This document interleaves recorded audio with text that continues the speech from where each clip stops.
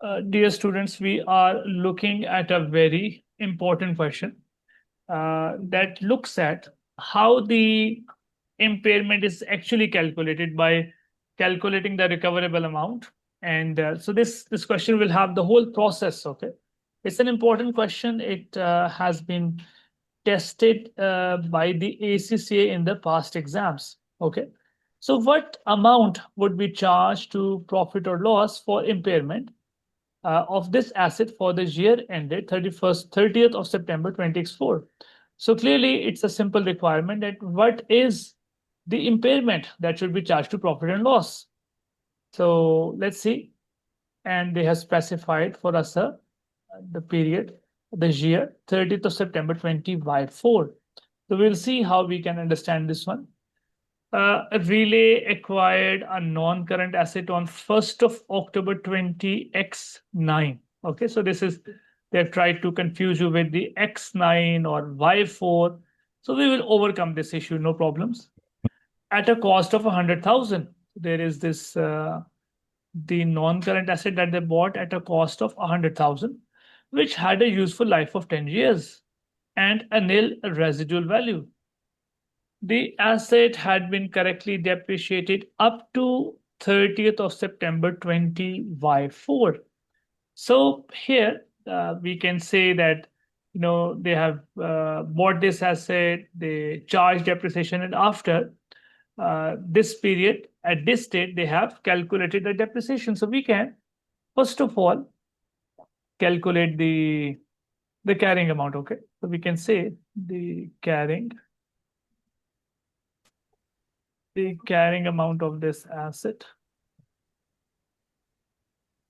the carrying amount of non-current asset at 30th of September 2020, this is 20Y4. So let's see, from 1st of October X9 till 30th of September Y0.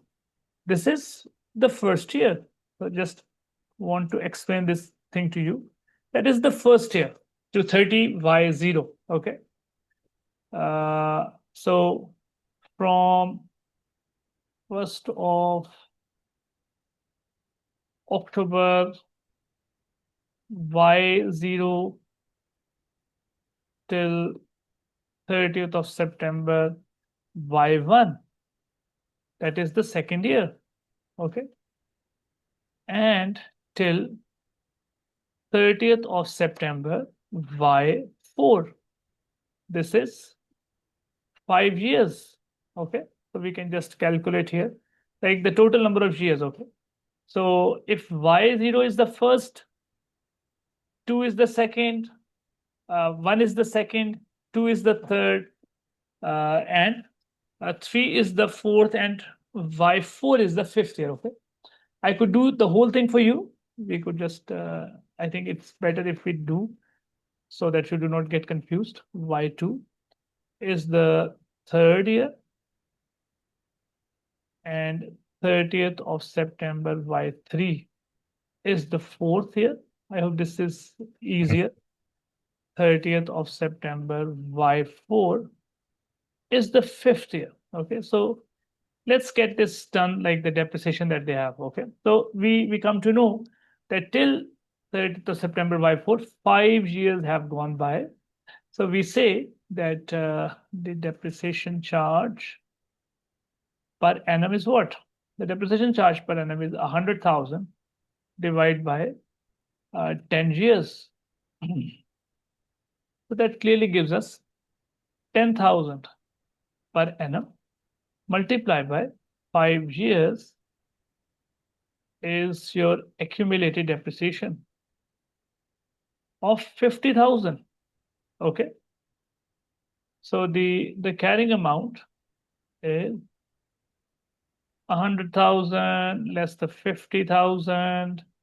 You get the 50,000. Okay. So we have calculated one bit.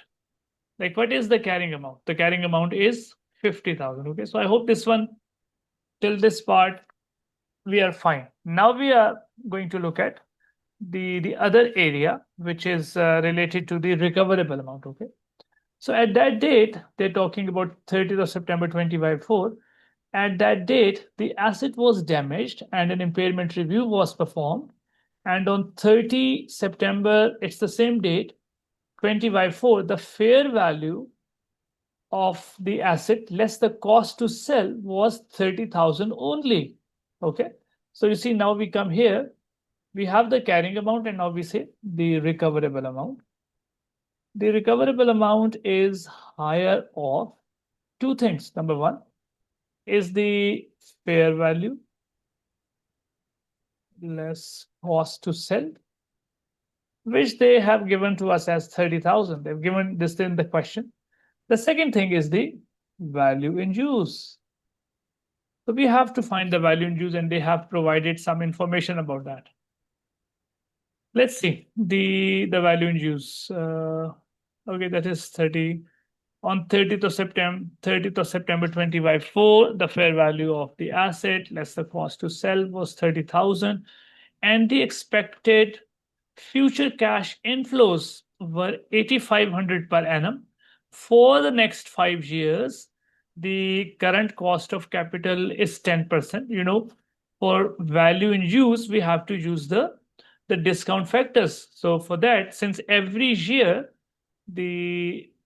it is per annum, every year they expect a cash flow of 8,500. It's a uniform cash flow, so that's why we can use the annuity factor. Would have a present value of $3.79. Okay, so the value in use can be calculated here. The cash flow multiplied by this annuity factor.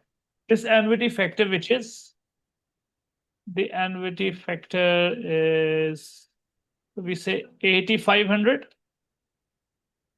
multiplied by 3.79. Okay, so we get the value in use, 8,500 into 3.79.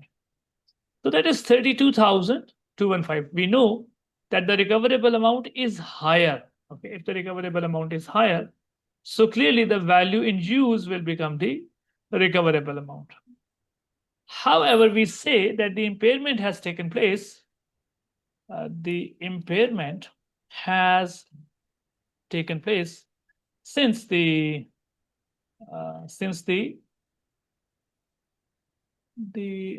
carrying amount is above.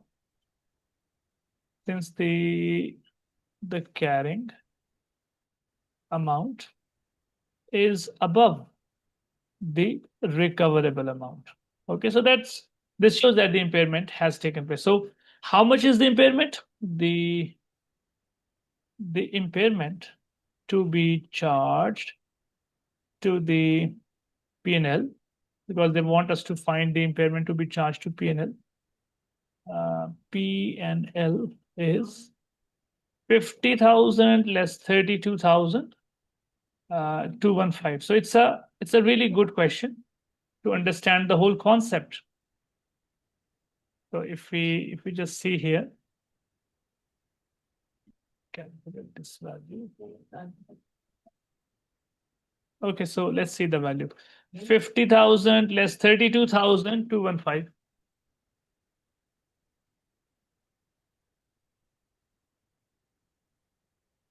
So the answer is 17,785. So this is the impairment that we are going to charge to the profit and loss. Okay, so I hope this one is clear. The answer is 17,785. By looking at the question, you actually understood the whole concept, how the impairment is done, why we consider that the impairment has taken place, because the carrying amount was 50,000. The recoverable amount was 32,215. Whenever the recoverable amount is less or the carrying amount is more than the recoverable amount, there is impairment. So the answer is 17,785, which is the impairment. So I hope you understand this one.